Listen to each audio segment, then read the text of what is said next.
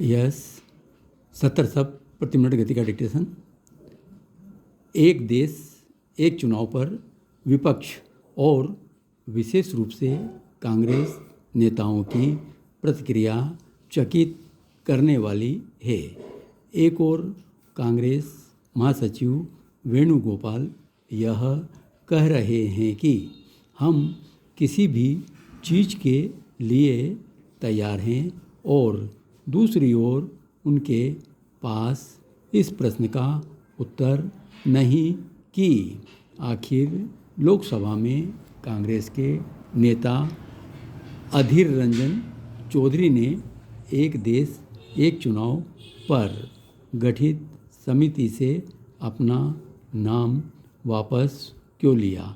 एक अन्य कांग्रेस नेता जयराम रमेश यह कह रहे हैं कि इसके लिए आम सहमति बनानी होगी, लेकिन पता नहीं क्यों यह भूल जा रहे हैं कि यह तो तब संभव होगा जब कांग्रेस उक्त समिति को अपने सुझाव देगी।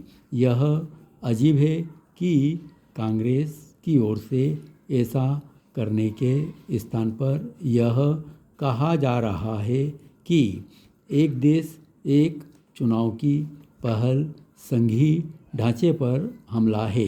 यह बात जयराम रमेश ने भी कही और राहुल गांधी ने भी।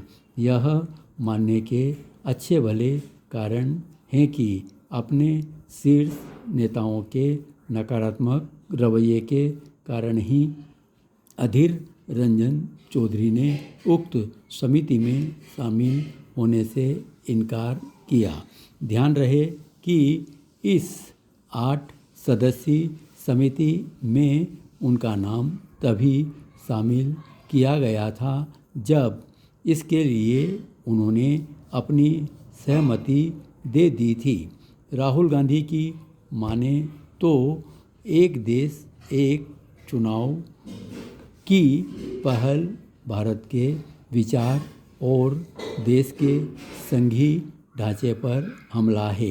अच्छा हो कि कोई उन्हें बताए कि 1952 से लेकर 1967 तक लोकसभा चुनाव के साथ ही विधानसभाओं के चुनाव होते थे। क्या राहुल यह कहना चाहते हैं कि नेहरू जी और इंदिरा जी लोकसभा एवं विधानसभा के चुनाव एक साथ कराकर संघीय ढांचे पर हमला कर रहे थे? उन्हें इतनी बेतुकी बात करने के पहले कम से कम अपनी पार्टी के अतीत से तो अवगत ही होना चाहिए।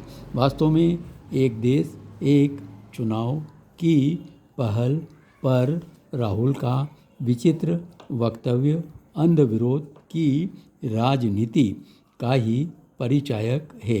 लगता है उन्होंने यह ठान लिया है कि मोदी सरकार को न तो कोई रचनात्मक सहयोग देना है और न ही सकारात्मक राजनीति की राह पर चलना है। इससे इनकार नहीं कि एक देश एक चुनाव के लक्ष्य को पाने के लिए व्यापक विचार विमर्श के साथ संवैधानिक प्रावधानों में परिवर्तन की प्रक्रिया से गुजरना होगा, लेकिन जनहित और देश हित में यह काम किया जाना चाहिए।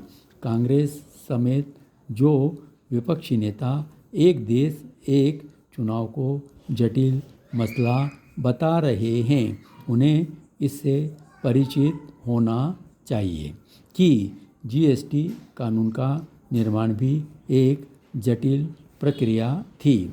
यदि जटिल समझे जाने वाले जीएसटी कानून पर आम सहमति बन सकती है, तो एक देश एक चुनाव पर क्यों नहीं बन सकती? निसंदेह बन सकती है, यदि विपक्षी दल नकारात्मकता का परिचय त्याग करें और यह समझे कि एक साथ चुनाव कराने से समय के साथ संसाधनों की भी बचत होगी और इसका लाभ जनता के साथ उन्हें भी मिलेगा।